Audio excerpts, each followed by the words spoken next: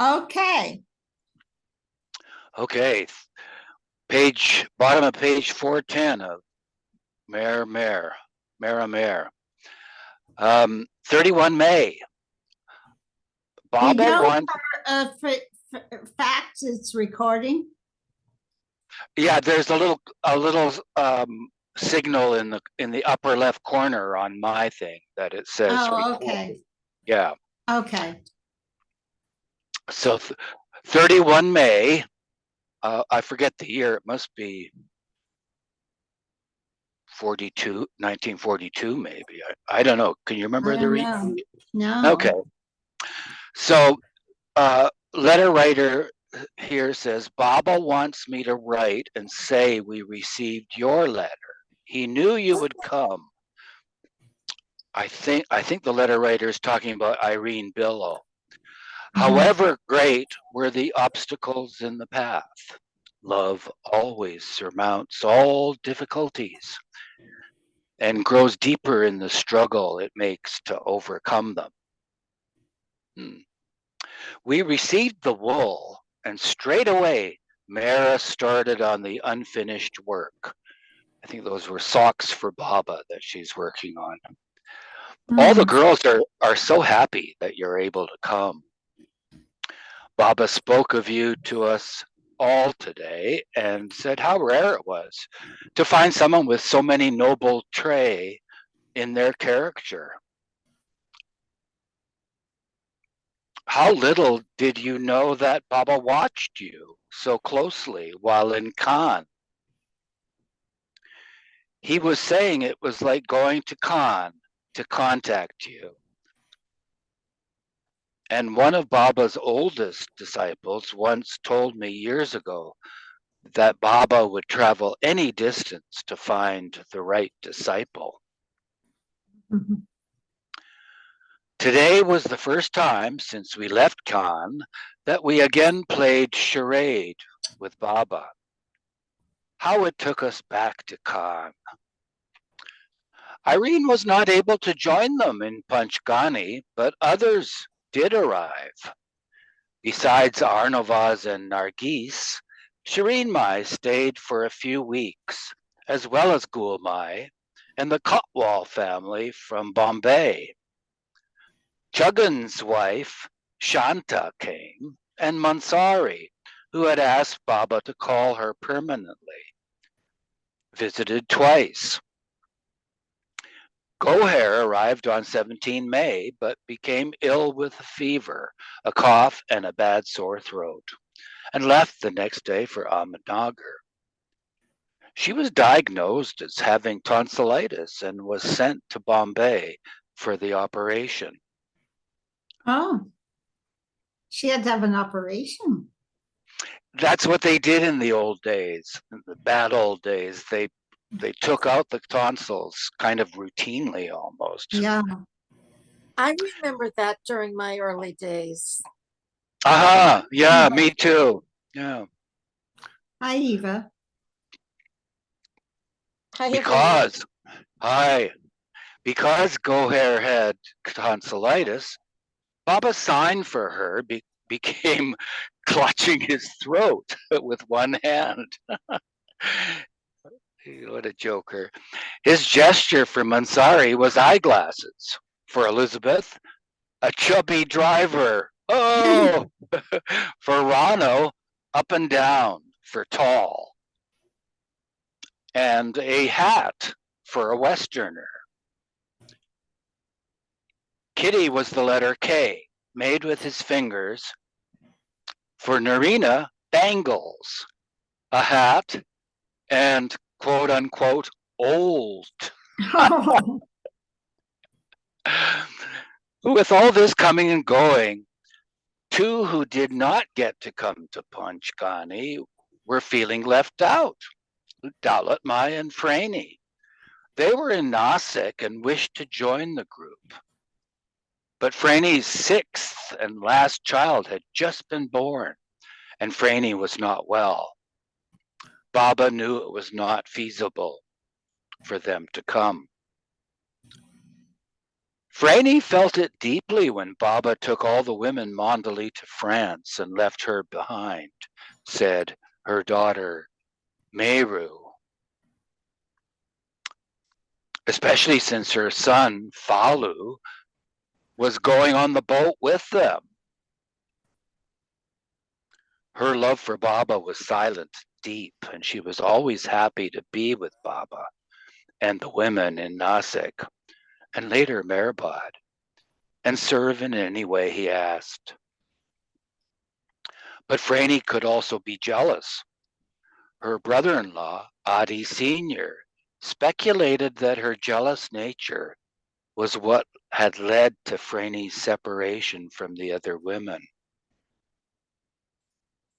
Franny was jealous that Mehera was Baba's beloved, but she had children, a husband. She couldn't expect the same as Mehera.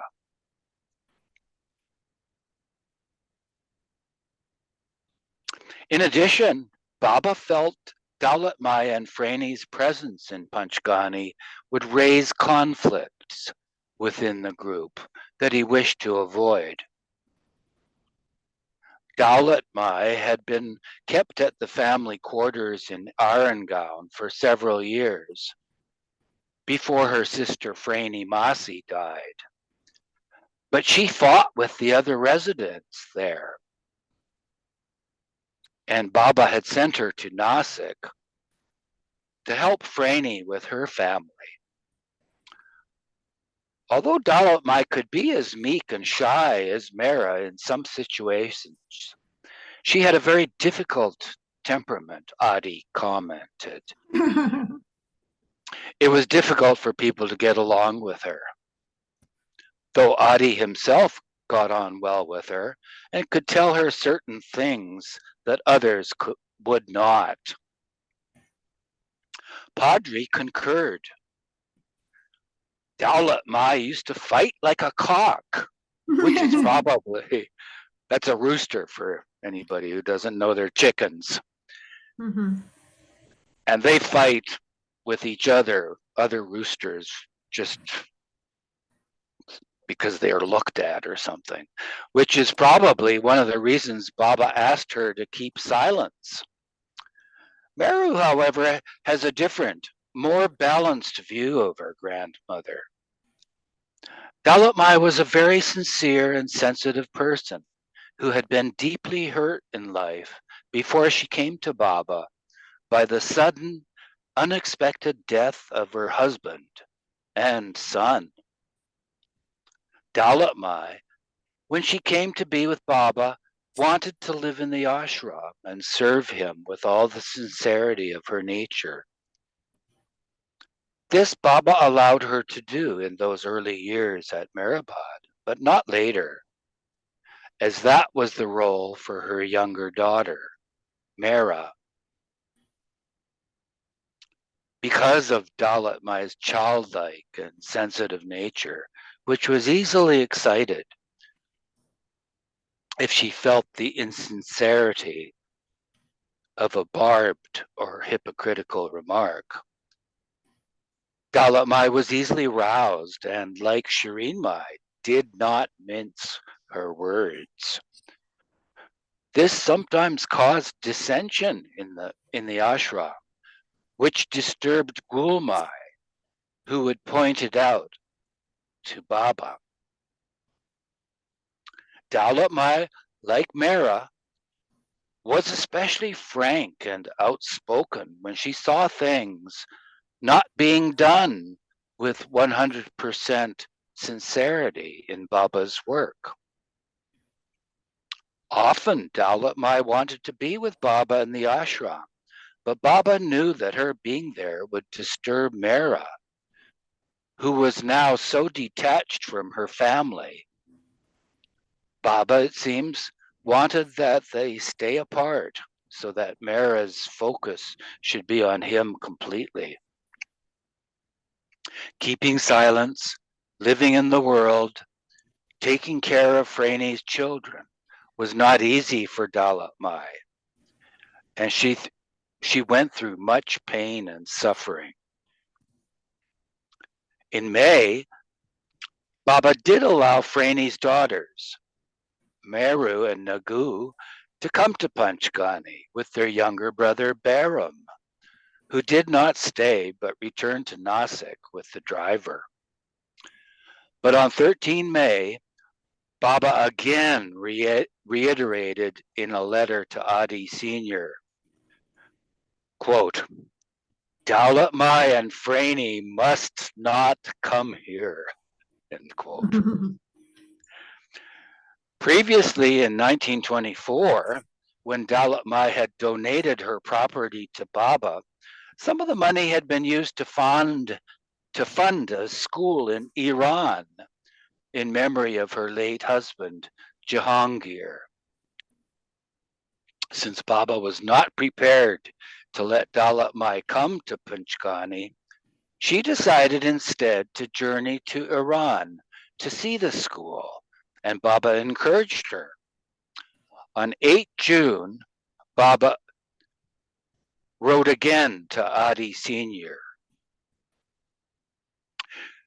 Your today's telegram saying Daulat Mai not willing to sail made me write you. If Daulat Mai willing to go to Iran, excellent. If unwilling, don't force. If she is really not willing to go, and if we force her to go, she will hold us responsible for the slightest inconvenience and not being of the noblest of natures. Will create millions of excuses to make me Hairan, meaning troubled. But if you find her willing, do all you can to make her leave. The sea till Karachi will be very rough, and I think it would be best for her to go to Karachi by rail and join a boat.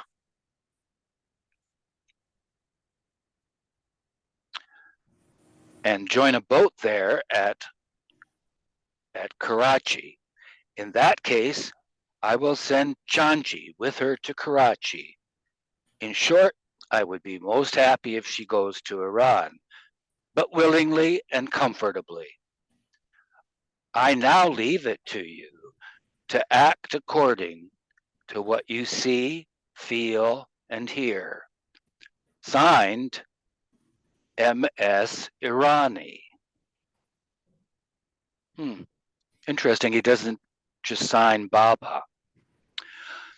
Okay, the sidebar says obtaining a passport to Daulat Mai was problematic since she was observing silence. But Baba wrote to Adi Sr., in emergency, in extreme necessity, and under forced circumstances by government officials, Daulat Mai should talk. And then in parentheses, she did not have to.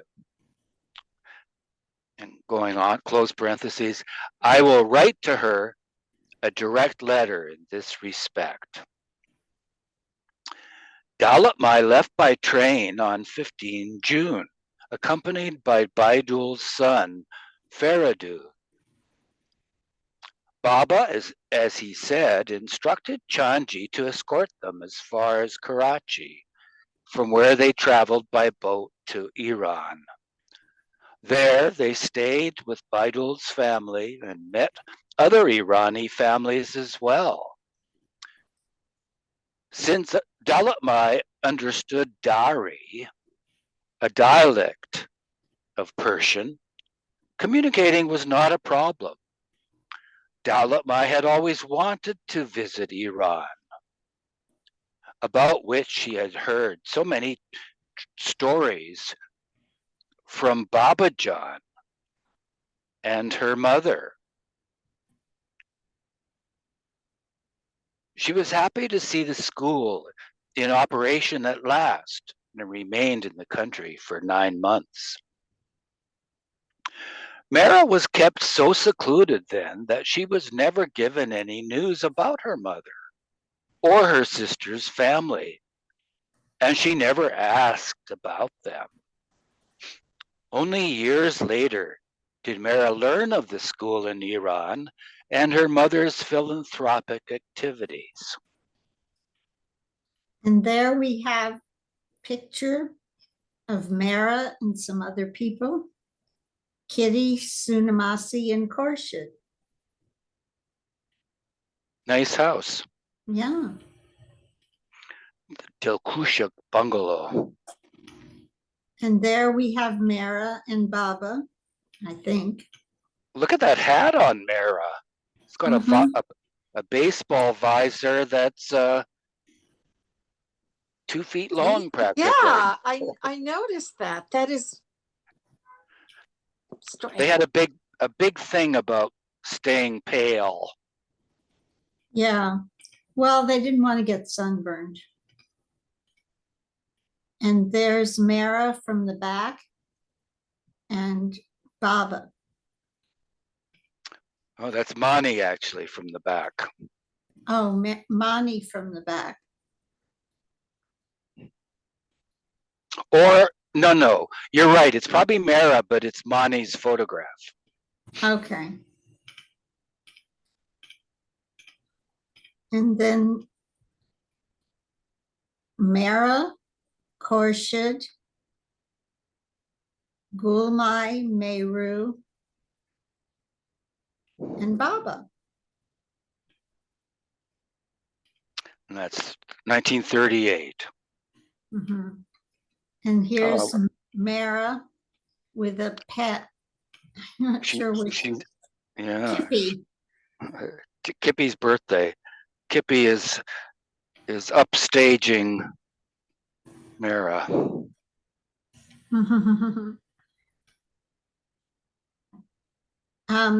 A party of Russian ladies, among whom is Count Nadine Tolstoy, Countess Tolstoy, arrived in Bombay recently.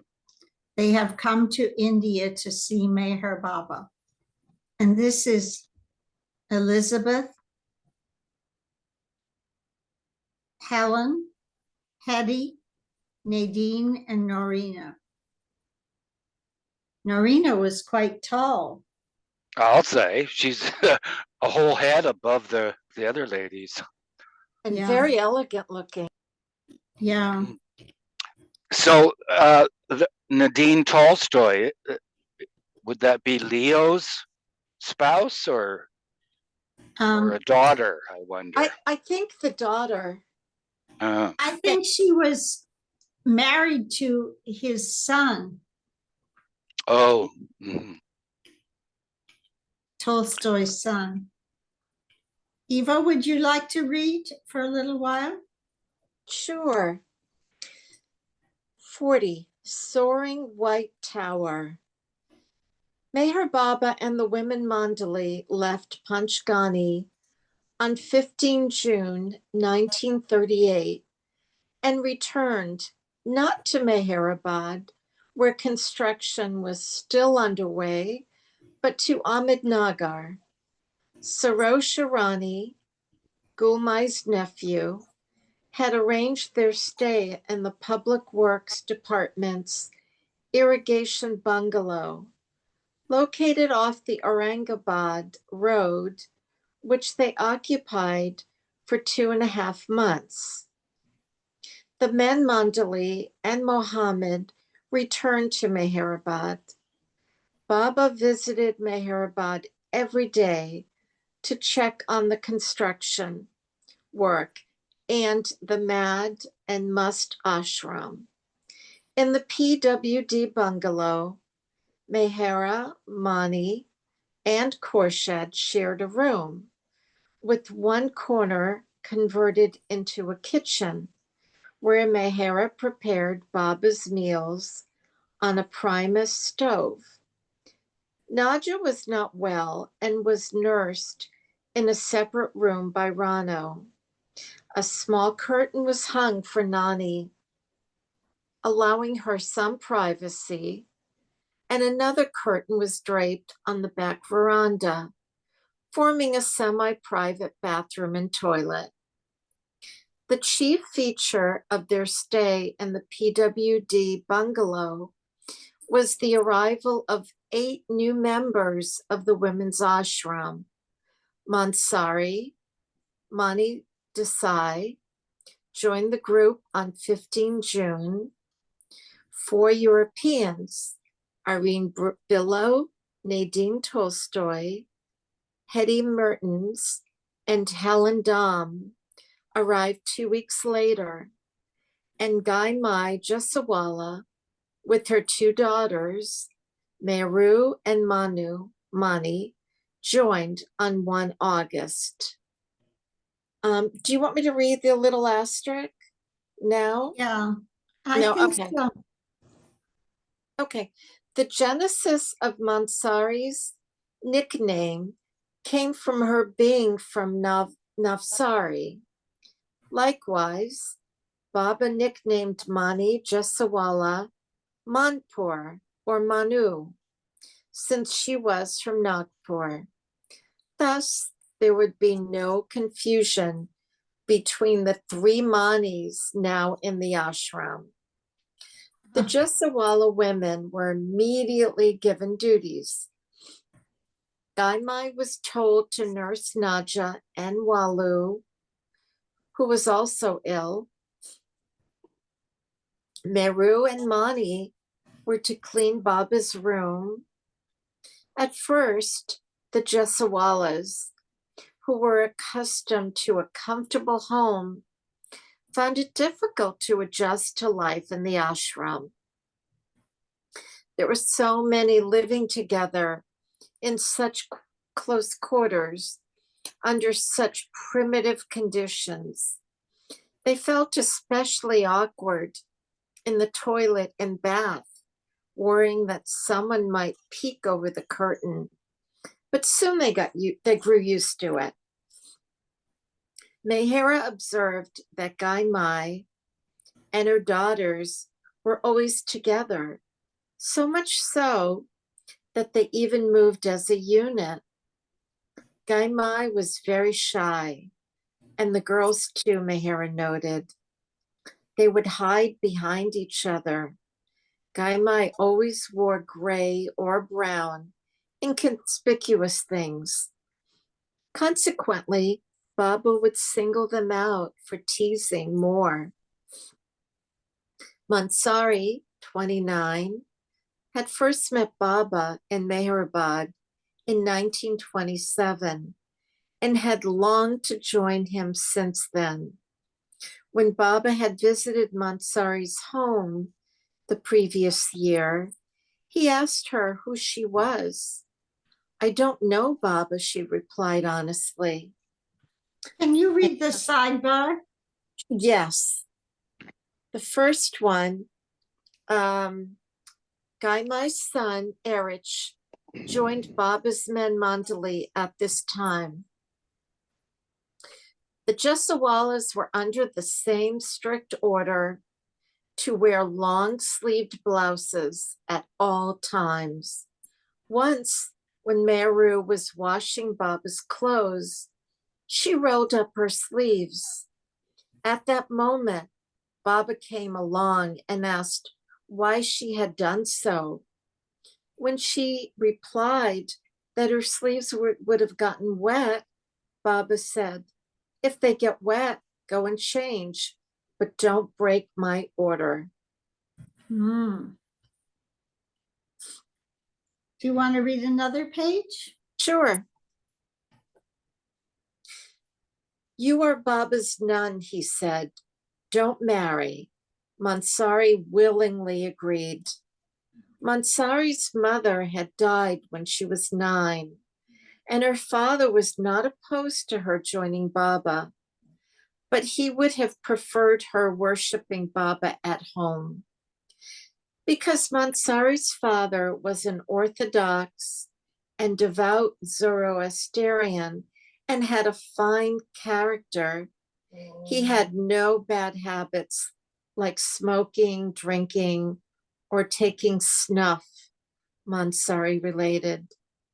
Baba referred to him as the saint of this era. Thus, Mansari had been strictly raised. She was never allowed out of the house alone, and as soon as the streetlights came on in the evening, she was to be inside. Like Mani, Mansari had been afflicted with an incurable skin disease from an early age. When she first came to Baba with her family years before, Baba instructed her to take some ash from his dahuni and swallow a pinch of it every morning while saying Baba's name. This worked, but Mansari found out that subsequently, Baba had taken on her condition. She became so distraught that her affliction returned. When she saw Baba again, she protested that it had never been her intention that Baba should suffer for her.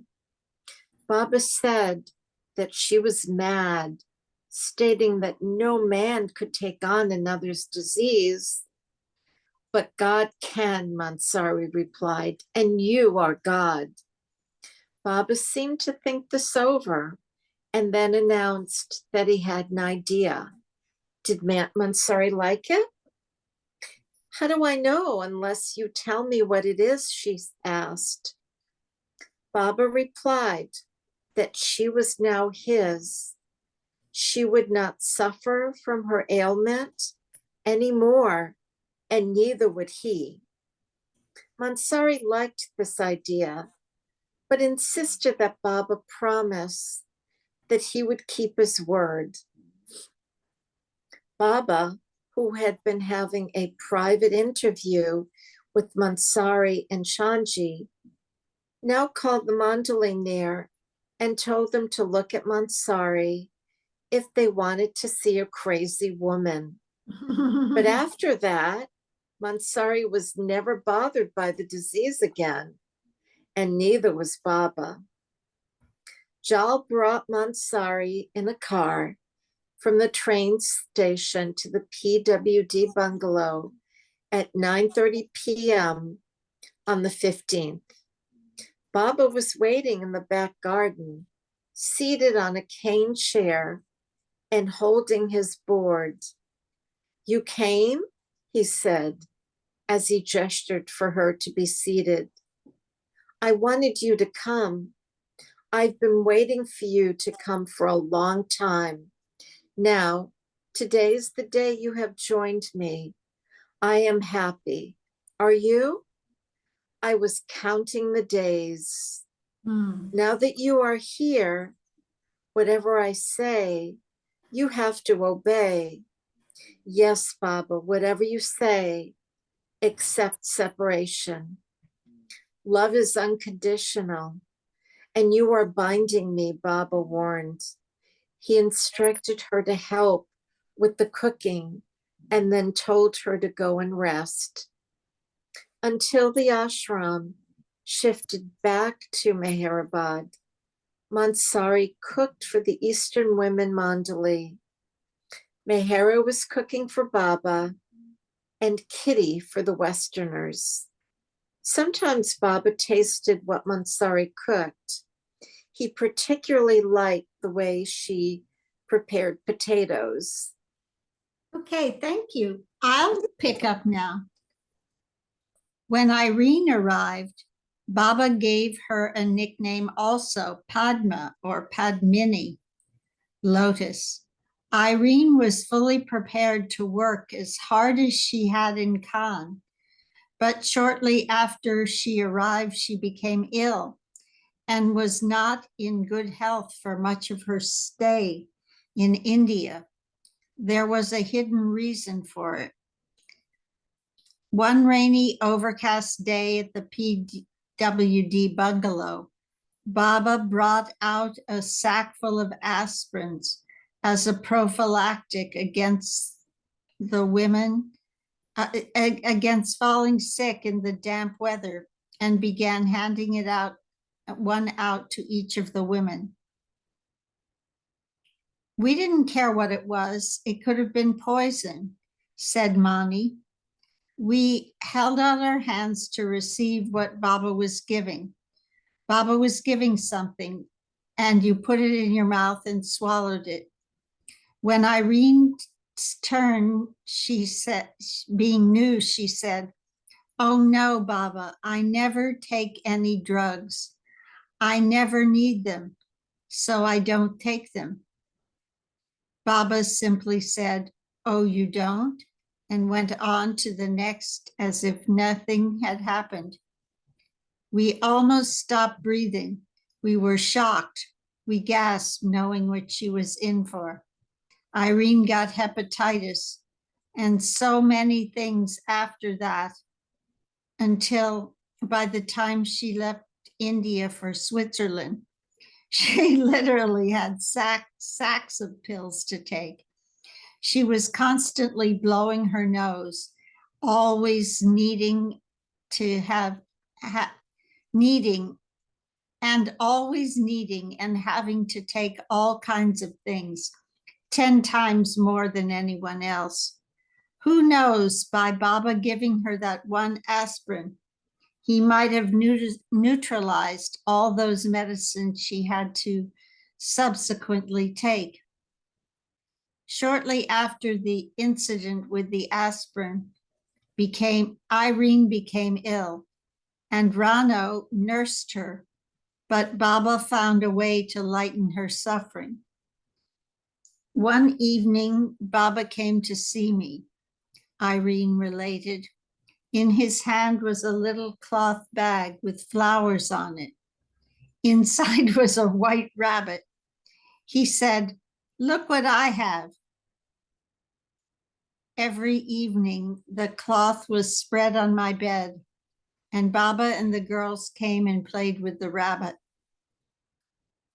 Baba also tried to give Mansari a pet at the PWD bungalow, but she did not accept it. A mangy, diseased dog had wandered in, and Baba told her to look after it. Mansari, who did not like dogs in the first place, remarked that she had come to serve him, not some stray dog. Then Baba then asked Gaimai to do it, and she did, with the attitude that the dog was now Baba's.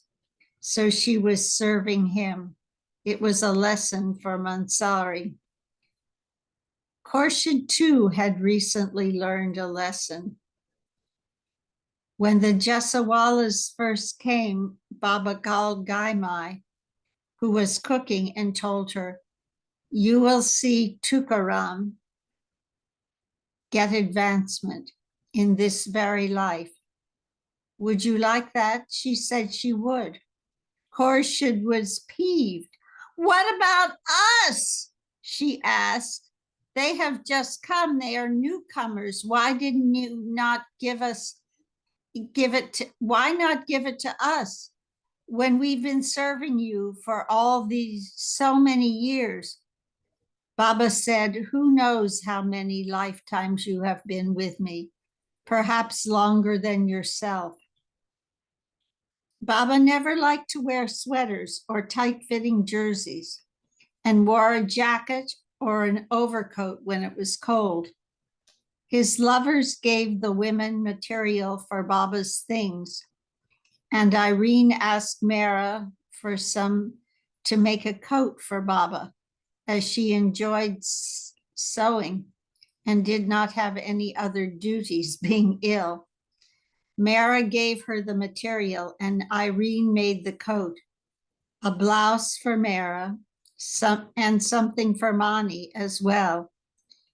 When she was through, Irene asked Mehera for something of Baba's to sew. She stitched a few torn sadras, but then told Mehera, "Give me something colorful. I'm tired of white, white, white. It's too much white. Give me some nice bright colors." She next made Mehera a special outfit for her to wear when Baba broke his silence. A sari with matching embroidered sari border, a cream white silk sari blouse, and a vest with embroidery in 2 shades of green. She presented them to Mehera. She presented the outfit to Mehera, saying, "Wear this when Baba breaks his silence." Mehera agreed and showed the outfit to Baba, but she never wore it even once. Later, Mehera observed, "I didn't hear Baba break his silence, so I haven't worn it." Someone suggested listening. Maybe if you put it on, he will. When anyone sewed clothes for Mehera, only Mani was allowed to take Mehera's measurements, since in those days no one was permitted to touch her. Whereas the others in the ashram felt freely exchange clothes. No clothing was being exchanged between Mehera and anyone else. By the time Margaret arrived a year later, the restriction about touching Mehera had been gradually relaxed. "We never did embrace Mehera much," said Margaret, "but Baba never said not to touch her." After they returned from Khan, everything from the Nasik ashram that had been stored was to be sold. Khorshid reminded Mehera that the Westerners had a fine sewing machine in Nasik, which would be useful in Meherabad, since they had to sew their own clothes. And Khorshid especially remembered how much trouble she had before going to France to sew the new outfits on the old sewing machine. Khorshid told Mehera to ask Baba about it, knowing Baba would not refuse any requests that came from her. Mehera never wished to bother Baba or ask for anything, but very humbly, she said, "Baba, the Westerners had a sewing machine in Nasik. If you don't mind, it would be helpful at Meherabad. Since the other furniture from the Nasik ashram is to be sold at auction, we wanted to save this for Meherabad. But if you don't want us to have it, then it's okay. Whatever is your wish." Baba said it should not be brought to Meherabad, as it was really Franey's, and the Westerners had just borrowed it. The subject was dropped, but a few months later, a huge crate arrived. Baba had remembered Mehera's request and ordered a brand new Singer sewing machine. Baba was so sweet. I completely forgot about it, but he remembered and bought one for us.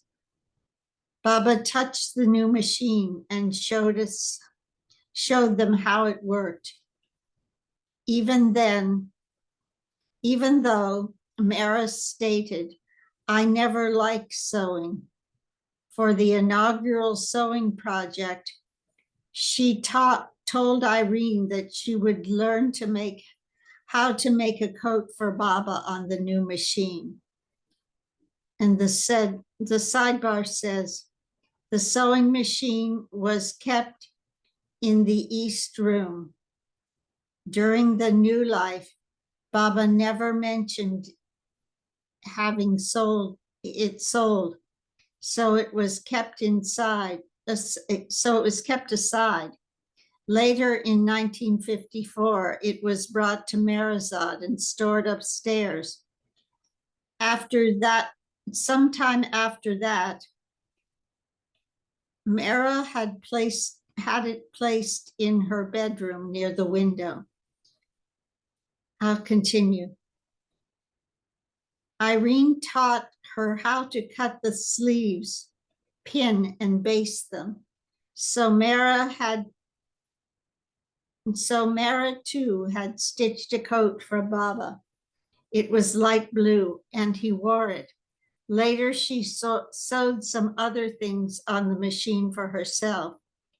While they were still at the PWD bungalow, Baba took the women to an occasional movie at Sarosh Cinema next to Kushru Quarters, Irene remembered.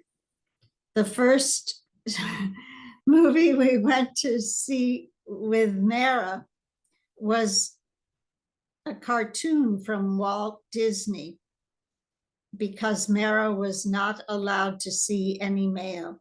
It was Snow White and the Seven Dwarfs. And all, including Baba, liked it. But Mehera and Mani could not understand the dwarfs when they sang, hi ho, it's off to work we go. And they thought they were saying, I'm home, I'm home, I'm home from Mexico. Another time, they went in Elizabeth's car to a film and afterwards on a picnic to Aurangabad Road near the Zoroastrian Tower of Silence. Since Baba never liked the sun on his head, when they went out for picnics, they erected a small awning over him. For one of their outings, 3 kinds of spinach were served. Hetty was particularly interested in all varieties. On picnics, Mehera sat by Baba, Kitty recalled, and always served him first. She was extraordinarily receptive to Baba's moods. Baba once said, Mehera loves me most of all. She notices more my moods. We were so blunt. Hold on, getting a call. We were so blunt. We didn't realize when Baba wanted to be quiet or when he wanted to be gay, that sort of thing. Mehera, on the other hand, would be so intuitive. She would know exactly when to speak and when to keep silent. It was her love, her deep, deep love, that gave her this intuition to be perceptive to Baba's moods, to be quiet when Baba wanted her to be quiet, and lively when Baba wanted her to be lively. And says, Irene has misspoken here because it was by 1938, Mehera was permitted to see films with male actors named after Khan Saheb's father. Sarosh Cinema, or Sarosh Talkies as it was known, was built in 1931 and operated by Gulmai's husband's family. I'm sure where I left off. About Baba's relationship, Mehera and Baba's relationship, Kitty stated, what was personal in relationship to dear Mehera and Baba was too beautiful to be discussed or passed on. There were certain aspects of life where silence will always be the only possible communication. All loved Mehera dearly because, for one thing, she was so dear and special to Baba. Each had their part to play. I'm not sure where this sidebar comes in. Each had their part to play in Baba's personal and impersonal aspect. Mehera had to play her part in the great divine drama. Baba once told us, "She of all my lovers loves me most of all. Nobody loves me 100%, but the one who comes nearest to it is Mehera." Hence, he said he also said, her suffering is the greatest in separation. That is why she wept and wept when Baba went away. The Hindu festivals of Rang Panchami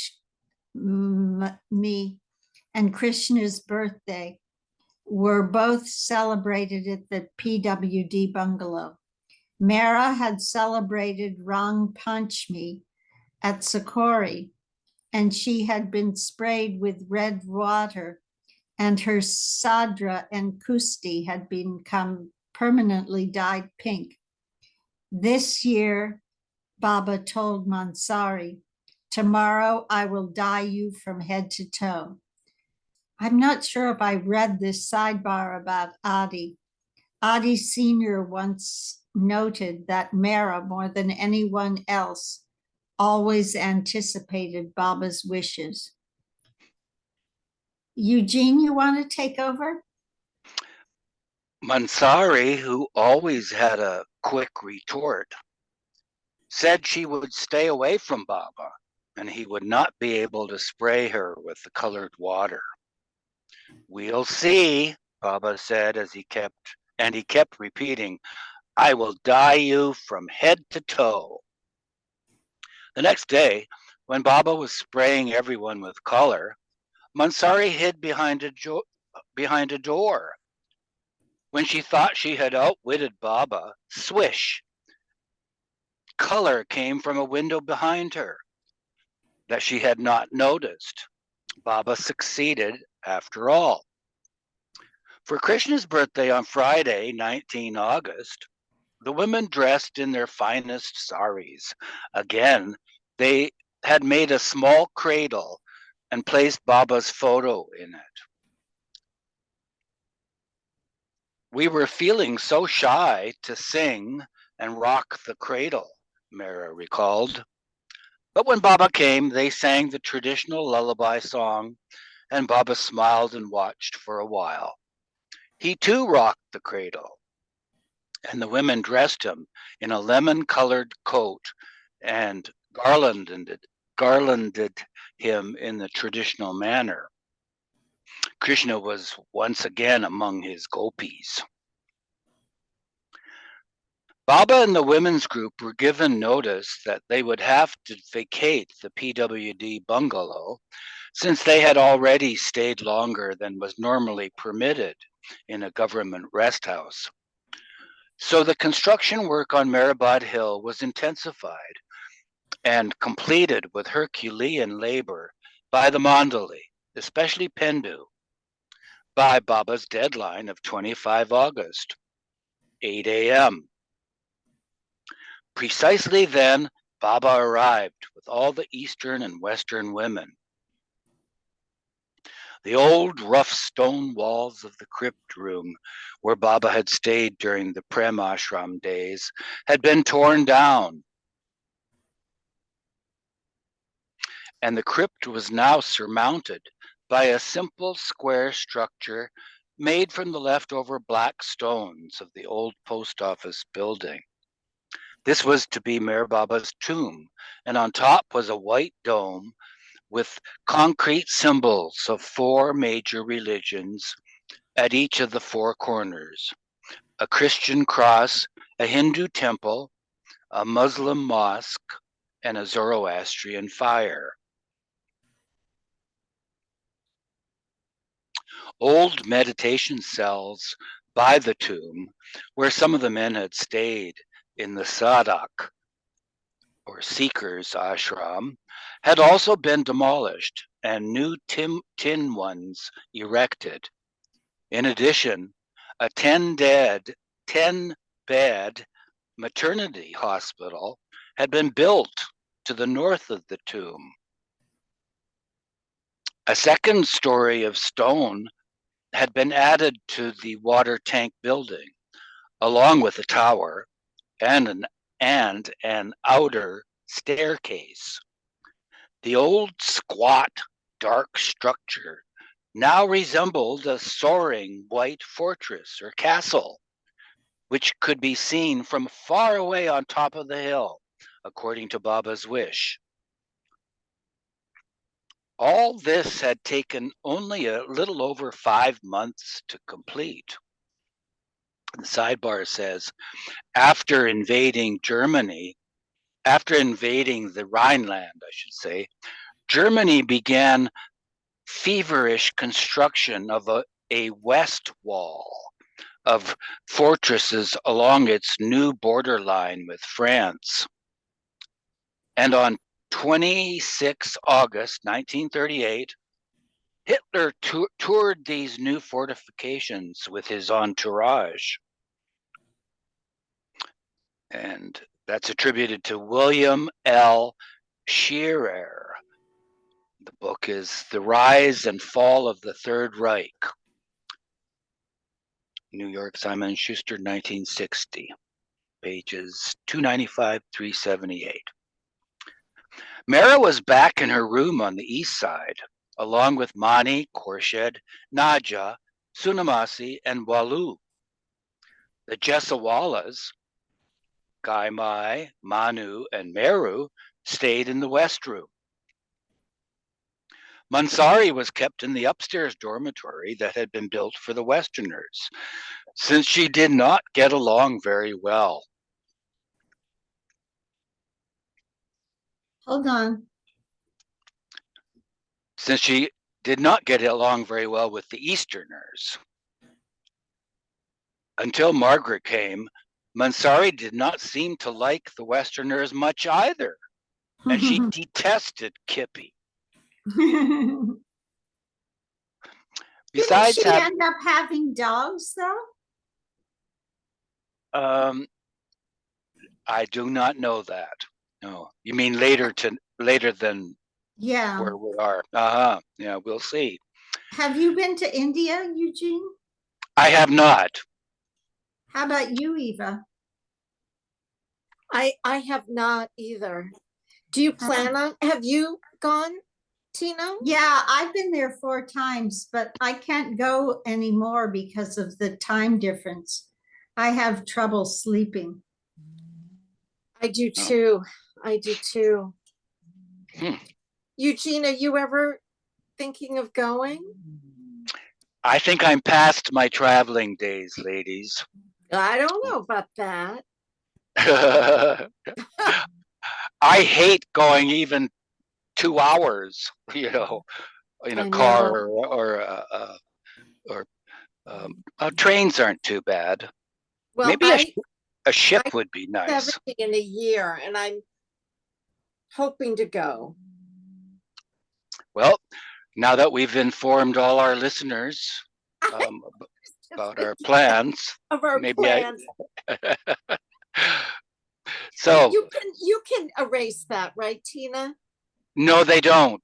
It's a lot of trouble to cut out the chit chat. Okay, until stop share. Oh, I'm still seeing it. Until Margaret came, Mansari did not seem to like the Westerners much either, and she detested Kippy. Besides having the added space of the second story, the Westerners now had other simple comforts. The room next to the kitchen, to the west, where Baba had slept previously, was converted into a bathing room and divided by partitions into 3 spaces. A tin shed extension had been added at the back of the water tank building, under which everyone now ate their meals. Since the kitchen was being used by many, Mehera cooked for Baba in the smaller room adjoining the kitchen. And a small gadi for Baba was placed there. Nadine described Upper Meherabad in an issue of the Meher Baba Journal December 1938. And the sidebar says, the Meher Baba Journal was a magazine devoted to Baba that began at the Nasik ashram and was now being revived. Eva, you want to continue with Nadine's description? Sure. Let's see. On top of the hill, on the top of the hill, overlooking the wide horizon, in the center of a vast circle of space, stands the new building, interesting in its symbolic simplicity of balance and unity. The Meher Retreat. The high white tower in the center bears the insignia of all spirituality, mastery in servitude. Being situated on a hill, it gives a wonderful feeling of floating in vastness of pure sky and space. Only the ethereal line of distant mountains on the horizon gently breaks the fascinating monotony of landscape. Right beyond the wall, our ashram has recently expanded into a few additional buildings to suit the extended activities planned by Meher Baba for the group. In this simple, unpretentious building is the free hospital for the poor, women, and children. Right next to it is the office of the new Meher Baba Journal. Elizabeth also wrote about life at Meherabad in the journal, January 1939. Staying at Meherabad, I feel that I live everywhere and nowhere. Yet, through Meher Baba, this speck on the map of India, which is unknown to the world, seems like the pin of the hub that fastens the giant wheel, with its spokes radiating out to the throbbing cities, the arteries of civilization, and to the furthermost ends of the earth. The little village of Arangan, with its 400 inhabitants, is about a quarter mile from Meherabad. We can hear its temple bells from our hilltop. A few days after their return to Meherabad, Baba outlined duties for each of the women. Mehera to cook for Baba and tend the flower garden, with Mani and Khorshed's help. Gai Mai to manage the kitchen for the Easterners, with her daughter Manu's help. Lunch and dinner were to be cooked at the same time. Kitty to cook for the Westerners and assist Sunamasi in supervising the servants, since Sunamasi's primary duty is to keep watch. Baba called her the gatekeeper of heaven. Nadine to be the matron of the new maternity hospital. Irene, Mansari, and Meru Jasawala to assist her in looking after the patients.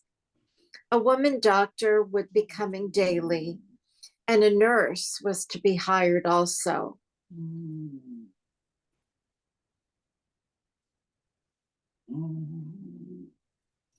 Okay, I think we'll stop there.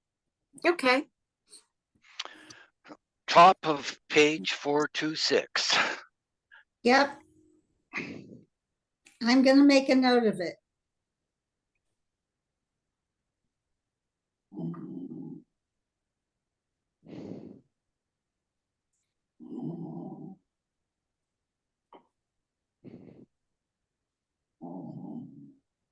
Okay. So Nadine's, I think it was Nadine's comment on the previous page of the fascinating monotony of the landscape. What's that called? An oxymoron? Fascinating